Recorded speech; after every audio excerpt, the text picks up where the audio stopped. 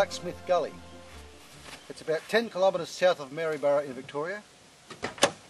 It was one of the richest gullies in the Golden Triangle, and there's been a lot of gold both in the old days and today that's been found in this gully. It runs about 4 kilometres.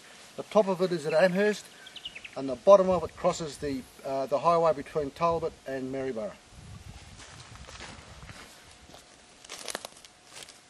I just thought you might be interested in having a look at a couple of nice little colours that have been found probably within the last 18 months, 2 years. Just have a look at these. This is what's available. Not every day, but if you're lucky, these are the sort of little nuggets that you can find. As you see, this one here, 12 ounces in weight.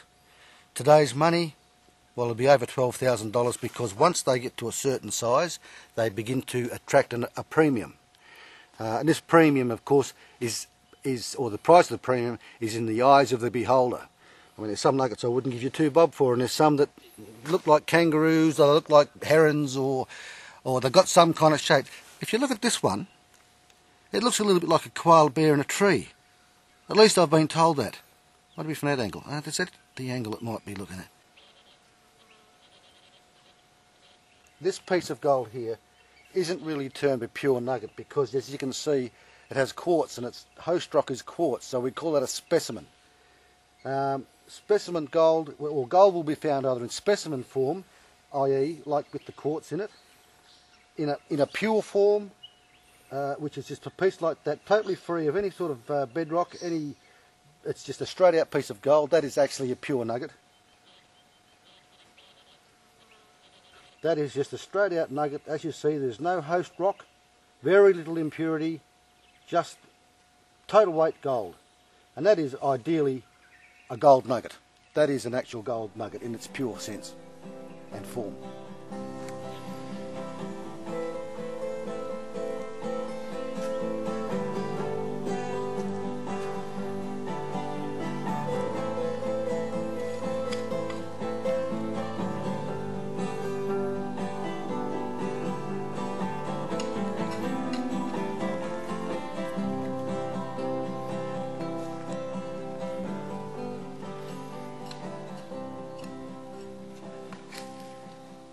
So what we've got here is an old mullock heap that was put here back when the old diggers were in this Blacksmith Gully area in about 1850s, 1860s. And what they used to do was they used to dig their holes for gold, then they would throw out the stuff that after they'd washed it in their gold pans or put it through a puddler. And quite often they threw nice little bits of gold out in the heap as well as all this mullock, as they call it. Now, when you first start off looking for gold in detectors, it's great training to do these heaps because they are relatively quiet, which means there's not a mineralisation in the ground, not a lot of it. And like I said, there's quite often lots of nice little bits of gold that you can detect out of them because this was actually the ground, the wash dirt that contained the gold.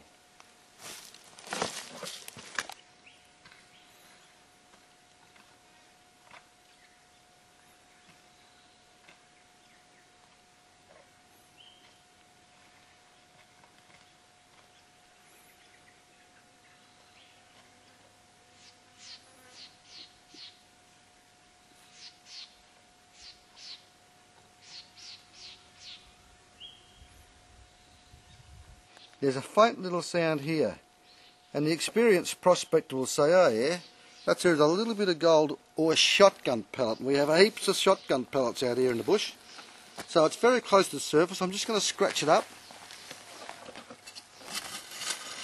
I reckon I'll just about pull it up. No, still there. Can't be gold.